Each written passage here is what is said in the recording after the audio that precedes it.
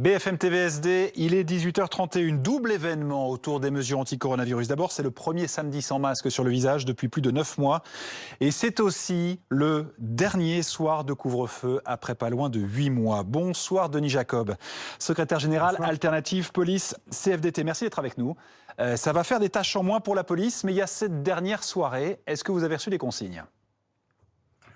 Non, on n'a pas reçu de consignes particulières, en tous les cas pas plus que celles que nous avions jusqu'à présent. Et je souhaiterais dire que l'annonce gouvernementale et cette anticipation, puisque je rappelle que tout devait être levé a priori pour la fin du mois de juin, donc il y a une anticipation de 10 jours, et ça fait suite aussi à notre demande, parce que ça commençait à devenir très difficile pour les policiers sur le terrain que de faire appliquer ce couvre-feu, puisqu'en fonction des événements, il fallait soit appliquer strictement, soit faire preuve de mansuétude. La population qui n'était pas concernée par certains événements ne comprenait pas qu'elle doit rentrer à 23 heures, alors que pour le match de foot France-Allemagne ou encore pour Roland-Garros, il y a eu des dérogations. Donc pour nous, c'était compliqué à expliquer sur le terrain à la population qu'en fonction des situations, on était plus ou moins ferme sur le respect du couvre-feu.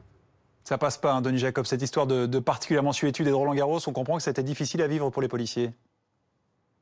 Bah, c'est pas que ça passe pas, mais si vous voulez, après, c'est nous qui sommes confrontés directement à la population et c'est à nous de leur expliquer pourquoi le gouvernement a pu déroger à certaines règles. Alors forcément, un match de foot France-Allemagne qui était attendu pour tout le pays était un événement festif et on peut pas le contester, mais après, quand le lendemain, on doit revenir à des consignes classiques d'application stricte à 23 heures, c'est compliqué et ça peut occasionner des confrontations avec la population qui n'accepte pas que le couvre-feu puisse être à géométrie variable selon les événements.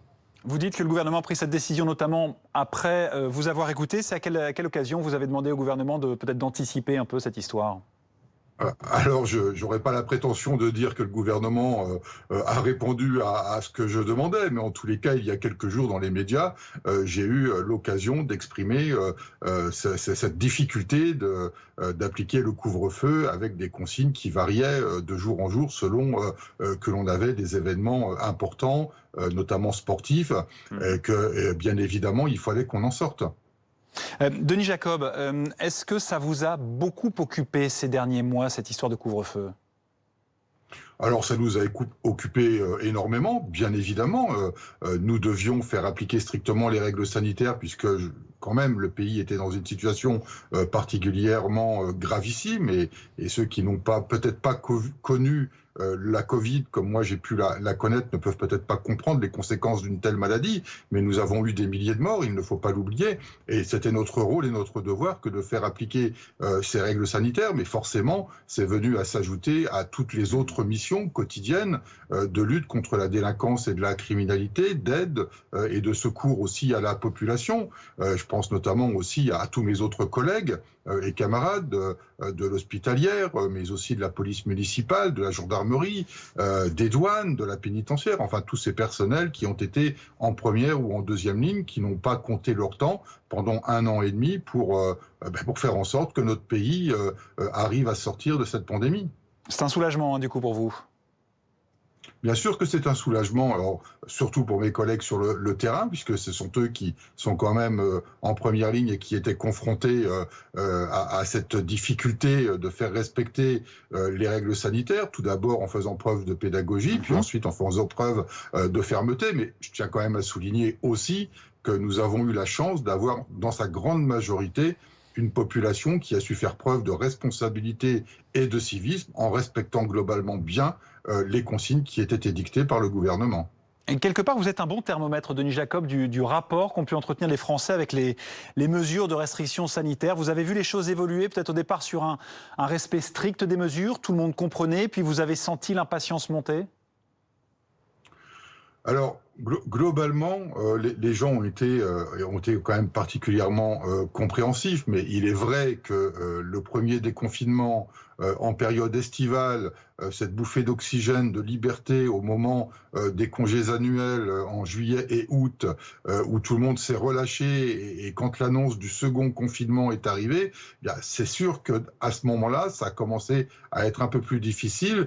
Et puis ces dernières semaines ont démontré véritablement une impatience des gens, avec des événements qui ont été très compliqués à gérer. Je parle des rassemblements récurrents plusieurs soirs de suite sur les Invalides, notamment, mais parlons aussi de l'événement malheureux pour 5 de nos collègues gendarmes à Redon Bien sûr. cette nuit, et puis ce jeune qui malheureusement a été gravement blessé. Alors après, l'enquête déterminera quelles sont les responsabilités, mais tout ça est aussi la conséquence d'un ras-le-bol, et je le dis très sincèrement, on a pu constater, et même en tant que citoyen, j'ai pu le constater moi-même, une montée en puissance de l'agressivité des gens, plus personne n'arrivait à se contenir. Enfin, cet enfermement pendant de nombreux mois, cette privation, parce qu'on peut l'appeler comme ça, de liberté pour tous, commençait véritablement à être difficile à vivre. Denis Jacob, un dernier mot, peut-être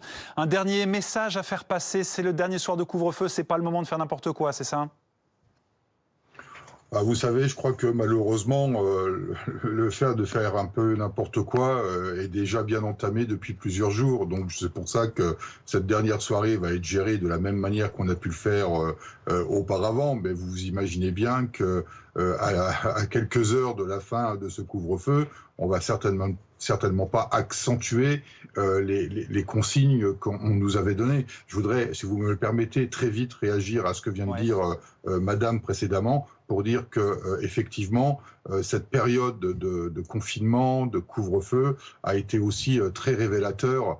Il faut le souligner, parce que nous avons eu beaucoup de cas de violences intrafamiliales, de violences conjugales, et malheureusement de féminicides, et aussi d'ultra-violence, avec des cas dramatiques qu'on a pu vivre à travers la France ces derniers mois. Voilà, je tenais vraiment à dire qu'il était temps que l'on sorte pour tout le monde de cette situation, en espérant bien évidemment qu'après les vacances d'été, nous ne retombions pas dans une quatrième vague avec un nouveau confinement. On croise les doigts comme vous. Merci beaucoup Denis Jacob. Dernier soir de couvre-feu sur la France, c'est ce soir.